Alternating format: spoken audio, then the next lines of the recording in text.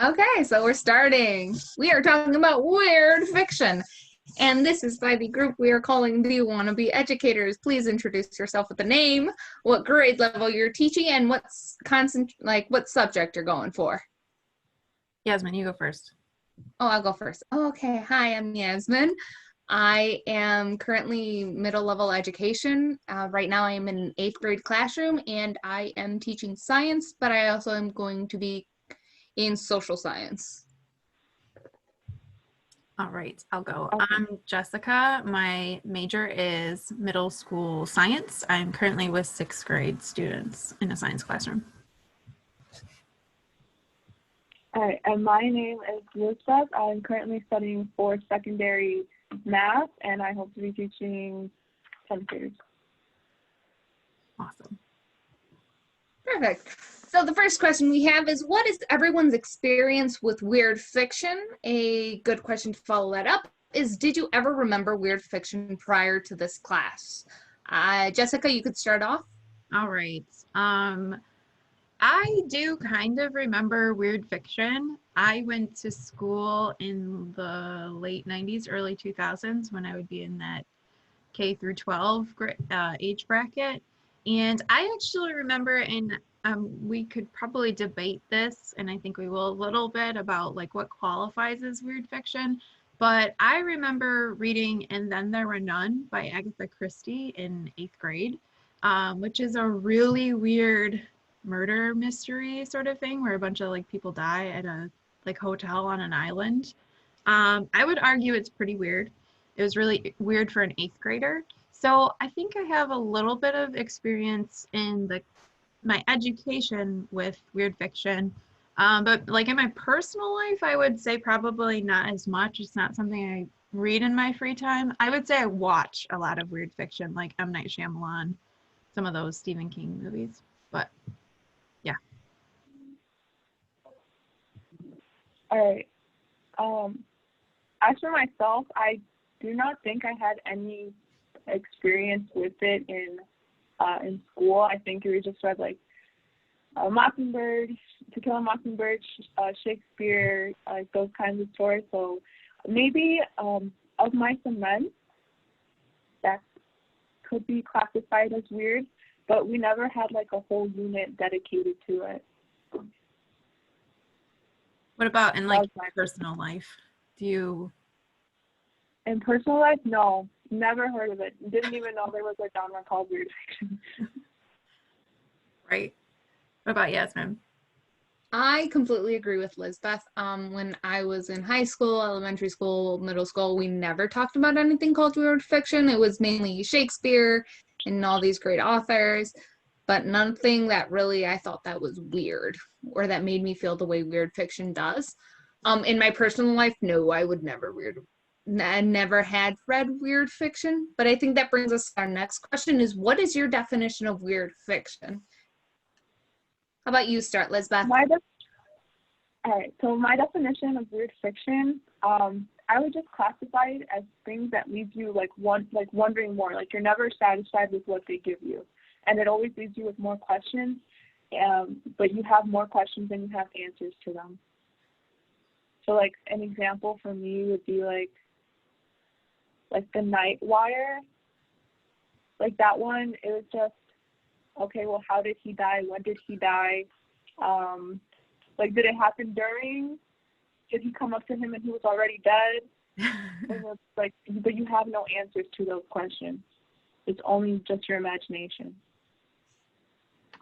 Yeah, I would actually totally. I loved The Night Wire. That was one of my favorite stories as well, because it reminded me of like that prank that they had in like the 20s about like War of the Worlds. It was like a prank when they were doing that on the radio. It had that feel to it. It was so, like you said, I like how you said that you have this feeling of just so many questions. I would argue that that's probably a main feature for what I would consider weird too, is that like it leaves you just like, I don't know, you're just not sure if you just wasted your time or if you gained a whole bunch of knowledge at the same time.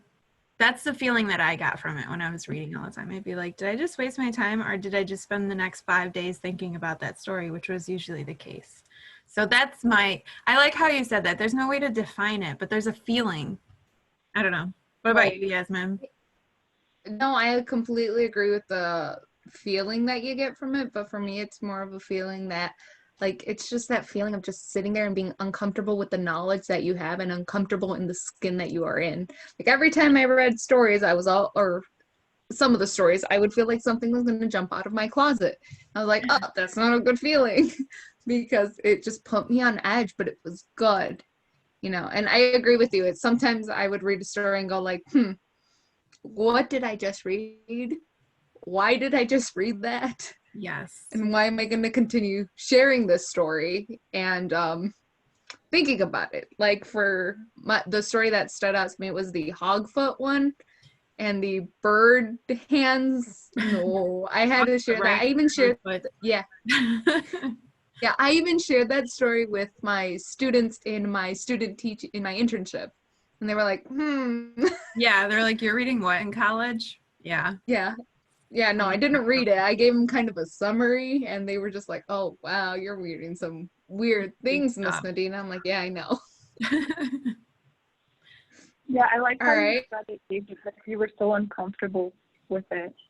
Right. Like, I was so uncomfortable not being able to, like, go and Google the answers maybe, and it's just, there's no way for you to figure out anything else. Yeah, there were so many times where I would Google about the author because I thought maybe finding out information about the author, I would get answers. And some of these stories are so much older, so there's really not that like background that you can just like Google. It'll be like, yeah, they wrote this story at this date. And it's like, it leaves me with nothing. Still more questions. Yeah. I guess that'll make us great teachers. We're always wanting to have answers to all the questions we have. I think that's a really good point, Elizabeth. But it, like, you just, I don't know, that unresolved is what, it's frustrating almost. It's so frustrating. Yeah, not used to it at all. We'll never be. Yeah, that's probably true. Yes. So, what do you think weird fiction can bring into your classroom or into a classroom in general? I know we all teach different subjects, but maybe there's a way that you can incorporate it into your classroom, and what do you think it'll bring to that? Personally, I think, again, weird fiction to me is just feelings. It's having to think more about the knowledge that you have and, the world around you. So I think weird fiction, if I were to bring it into my class, would be more about self-reflection and reflecting on the world around us. How about you, Jess? I think for me, because I'm sixth grade science, and so I'm always thinking about like the questions my students have, and I think that this, especially when you have a storyline that leaves questions, you have an opportunity for communication, and I think it opens up a really good narrative for students to talk to each other and to inquire more, which in science we're always talking about inquiry. And so this is kind of like doubling down on that science inquiry, literacy inquiry. It's kind of, I kind of like the inquiry, questioning, conversation aspect of it. How about you, Elizabeth? I think, so I agree, it's self-reflection and inquiring, but I also think that weird fiction is a lot about being open-minded. You have to be open-minded in order to, like, be able to understand these kinds of stories or hope to understand them. So that's what I would hope to bring into the classroom. Like, again, I'm teaching secondary math. For a lot of people, math is, they become very closed off. They don't think that they can solve the problem. They say, I'm not good at math, and then that's it. They don't want to try anymore. So I would try to make them more open-minded, tell them that, like, this is not the only possibility. You can do all of these. And there's also so many ways to, like, solve a math problem. So if one way doesn't work for them, they can open themselves to a possibility for another kind of way. Yeah, it definitely is kind of hitting on that. We were talking about this a little bit, the social emotional. You're putting them in a box in hopes that they get out of the box. In a way, like you're cornering them, like make you think about it and be uncomfortable. so that you're more comfortable. I don't know. It's kind of backwards. I don't Yeah, know. no, I No, completely agree. I think it helps a lot with, students being able to eventually understand or at least try to empathize with other people's emotions and Yeah. just try to understand their perspectives in general. Yeah. So I like that. I think weird fiction does all three of what we said, Right. and which would Exactly. make a classroom so much more better. Mm-hmm. yeah. All right. Now, if you had to teach a story, like it was part of your curriculum, what story would you choose and why? Jessica, I know this one excites you. You could go first again. Oh, I am actually really excited about this. So I am a very fangirl for Stephen King. So I was really excited to see Stephen King in this because I'm not familiar with his short stories as much. So I want to make sure I read his name right, or not his name, but the story of it. It's The Man in the Black Suit. This one was one of my favorite stories. I love this story. I almost didn't want to like it because it's Stephen King.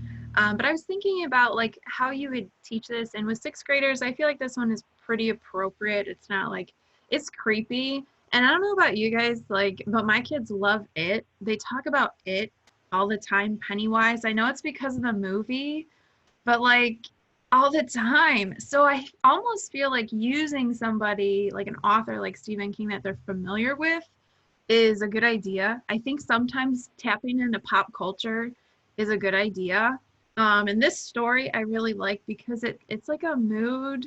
I don't know. It's this one's like hard to explain in a way, but I like that it has Stephen King and it's a recognizable name and they could expand if they really wanted to. It's very, in my opinion, a really easy read. It's not like those stories that were from like 1899 where like you're struggling with, because I'm always thinking of sixth grade and they're kind of on a different, they will shut down if it's a hard read. They'll just shut down right away. They're done. So this to me is an easy read. They're familiar with the author.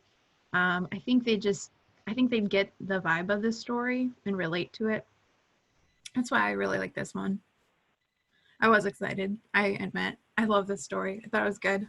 What about you, Yasmin? Well, first of all, yes, bringing pop culture into the classroom makes it so much more easier for the students to actually enjoy the class. Yeah. For me, I would do The Vegetable Man, and that is a story that from the beginning of this classroom always stuck out to me just because I really like it as a science, you know, teacher or future teacher. I think it would be really great in a unit when we're talking about sustainability and we're talking about like the world. It also brings in the whole trying to get students to understand another perspective, since the protagonist in this one, he goes to these small villages in Brazil that actually deal or know about this deity, and he just blows them off and goes, yeah, that's not true, I'm moving on. And then he goes into the real science people and they don't know what's going on. So like I think it's a good story, and it's also like more age appropriate than the other ones that I read, just because in eighth grade, they are starting to challenge a lot of things, and they should be getting to that point where, they're challenging, they're thinking about our effect as humans in the world. And in most cases, science, like the science curriculum in their eighth grade years, when they finally start talking about sustainability and like delving into it. So I think the story would be a really nice add-on, especially since it would bring a nice interdisciplinary kind of unit to it. Like I could totally tie this with an English teacher or an ELA teacher and have them right there what they're seeing in my science classroom. So, what about you, Lizbeth? Yeah, I think that's a really good idea. For myself, what I would bring into the classroom is The Columber by Buzzati, I believe. And so just like to re-summarize, it's about it follows a child who is little and he loves the sea. He really, really loves the sea and he wants to be on the sea. But he has to grow up away from it because there's a columber, it's a creature that's chasing him because supposedly it wants to devour him, just eat him up. And then when he gets older, like when he's really old and he is close to his deathbed, he decides that he wants to face the creature. And the creature, turns out, does not want to eat him at all. He just wanted to give him a pearl that was meant to bring peace and power and love to whoever possessed it. So I think it's brings about a really good point that you need to face your fears as early as you can, because it might be too late when you do decide to face them, and to just overcome them. And especially for high school students, I think this is like something really good to bring to them, just because they're on the verge of adulthood and they may have a lot of fears about, like, where should they go to college? Should they even go to college? Should I pursue my dream? They have all these fears, and if they do not go after them, then they might have regrets in the future. So for them especially, I think this would be a really good thing to have for them. Yeah, regret was like a really big theme in that one. I would almost play devil's advocate though. Was it the dad who told him to stay away from the columbine? Yeah, It was the dad. So you almost, with high school, I know with middle school, I couldn't teach that one because my kids would be like, don't listen to your parents. Like they can't listen to them. They don't know what they're talking about. That would be the downside of teaching columbine at middle school. I think you're totally right that high school, they're in like a different headspace. They're thinking about like their lives. And I feel like they grasp the moral more. And I think that's kind of like probably why I chose The Man in the Black Suit, because it's not as moral. And I feel like I don't know about you guys, but I noticed some of these stories had really deep underlying issues, like not issues, like meanings, I guess is probably a better word. And so I purposely chose like The Man in the Black Suit because it doesn't have that as much, because in 6th grade, they just can't grasp that depth as much. But I think, Yasmin, you're in 8th grade and they're starting to think, developmentally, they can think abstract, And Lizbeth, like you even said, like they're thinking about college, their life choices. So I think you're totally right where some of these are totally age appropriate, and then other ones you're like, there's no way. Not even a maturity reason, but just because like abstract. I don't know. Yeah, no, completely. While reading all these stories, I was like, oh, could not even bring that up in that one. Like, No. to me, I think a story that like fits what you're talking about would be like the belonging kind. Yes. Which, it's weird, but it takes it to a different level where you really have to delve into that. And 8th graders are so immature, so that would not be a story to bring up anywhere. Right. They would be, and then I think another problem is that weird fiction doesn't give you these answers, so they're going to be asking these things, and you're going to go, it's up to your interpretation. It's like you're letting their imagination, and there's no structure to it yet. So I think, weird fiction is more high school beyond, but some of them can be applied into, younger groups as long as it's really structured into what you want them. Like you said, Jessica, there can be so many levels of how deep you can dig into the story. Right. Alrighty, so any last minute comments on weird fiction? Would you continue reading this? Is one of the ones I have. Question. That's an on-the-fly question we didn't plan for, so I like it. Let me think on that. Yasmin, you first, because you thought of it, so you had to have been thinking about it. I was just thinking about the question because I thought it was a good question. It is a good question. I don't know if I would. Okay. All right, go, Elizabeth. Ready. Okay, if you had asked me in the beginning would I continue reading this, I would have said no. And now that we've read all these stories, I would say yes. The reason I would say yes is because of like the endless possibilities. So like there's one story that had me really convinced that it was possible. I think it was called Mimic. The story was called Mimic, and it was about a person who said that that animals take on like a moth can blend into a tree really well to survive, and this one was about like a really big insect becoming or pretending to be human to survive, and he was just connecting so much facts into it, so much things about what animals could do. It had me really thinking, oh my gosh, is this something that is actually possible? Are there really animals that are blending into our society? Just because there is like so much facts behind it. And I really like that about the weird fiction. I really like that it can like have you rethinking and re-guessing things that are happening. So yes, I would read it, but maybe not all of them. I remember that story. Not like there's so many stories, but I remember thinking that's a good story to teach students where where you can almost get like fake news. Like I hate coining that term, but like where something seems so real. I hate using that term, sorry guys. Where it seems so real, but it's not, like, but then you question it and you're like, maybe it is. Yeah, I remember thinking that that's one of those good, because one of the standards I think for like middle school, and I'm sure for high school too, is making sure that students are good at navigating the internet. Do you know what I'm talking Research about? Yeah, like sources, research. yes. Yes. It's part of the tech standards and the SEL standards. Yes. So Yeah. that's like a perfect, Elizabeth, that's like a perfect story for talking about that, where something like legit looks like could be real. Yeah. Oh, I like how you brought it that way. Yes, because especially for like in high school stats, you have to like do research and to see like facts from other and get examples from them. But sometimes the statistics can be misleading. So I feel like that, like you're right, that story would be like a good lesson for them, that like even though it may seem like it on the surface, if you look at the stats deeper, they're actually like manipulated to make you seem that way. So like T-Mobile and like those colored pictures, that they're just misleading, and what you see, what they say that they cover is not actually true. Right. That was a You good. know, I'm just gonna say I like super proud of the way that you're incorporating like just in general reading and literacy into math. You're making it sound so Yeah. seamless where I'm like, numbers? What? No. Numbers in English, please stop. Yeah, like that's, yeah, cross-cutting, interdisciplinary. Yeah. Very good. All right. I forgot what the question was. I think would I Would you continue keep reading it? Or reading it, yes. I'm going to go with yes, just because I've always been afraid of Stephen King, and I did like read his story, but I went in really hesitant.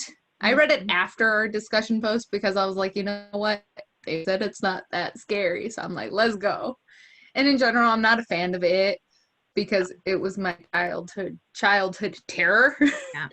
So, you know, I think giving a chance to these stories is a good idea. It does bring up, you know, a lot of self-reflection in myself and, you know, the way I see things. So, yeah. Something I think I discussed on a post was also, how did the author of this book, we know like they that might be the wrong word, but it's in date order, but you have to keep in mind that they also chose like their favorites too, I'm gonna guess, or like most popular, which I thought was interesting, because like then you also think like, is this the best of Stephen King in as far as short stories? Like, you don't know. And so I guess I agree that I would also want to keep reading, because I'm like, well, is this his best work? How do you define best work? You know, that's kind of a question I actually ended a lot of the discussion boards with, was like, yeah, this might be good for me, but it's not as great for you. And maybe that's a question you guys can ask too, is like, do you think we all have the same idea of good? You know, I don't know. That was kind of the thing that I challenged interpretation this whole time. That was hard for me. Yeah, Alrighty. I have no more. Oh. Sorry, no, I was just saying that it can be really biased. Yeah. Like, especially since like they were the ones that chose to bring those into it. Like there could be like other kinds of weird fiction that maybe we were not exposed to. Yeah, like, is there a part 2? Yeah. Now I'm thinking, I'm like, what boxes did they have in their checklist to go, yep, this one's included. Yep. Yes. Yep. What rubric did they go by? Excuse me. Yeah, rubrics. Yeah, exactly. That was kind of my thinking too, was like, oh my gosh, like how did they had to have read a lot too, which I it's not hard to read through these. That's another thing that I thought was not very difficult, was it was really easy to get going with these stories, which is why I think students would like them. They're short. They're kind of that weird, just kids like weird. They are weird. That's true. I think that's why. My 6th graders, they're strange. So I think they'd love it. But My are not that normal either. But it's okay. My mentor teacher keeps on saying, you know what? If your class is not a little bit weird, are you sure they're even there? yeah, exactly. This piques their interest. Exactly. All right. I have no other questions. Do you have any questions? No. I think I'm okay. All It was right. great talking about it. Because I thought that's one thing I will say is I felt like I wanted to talk to people about it. Like you were talking to your students, like you want to talk about it. So it was nice having an opportunity to do that. Agreed. All right, guys. Same.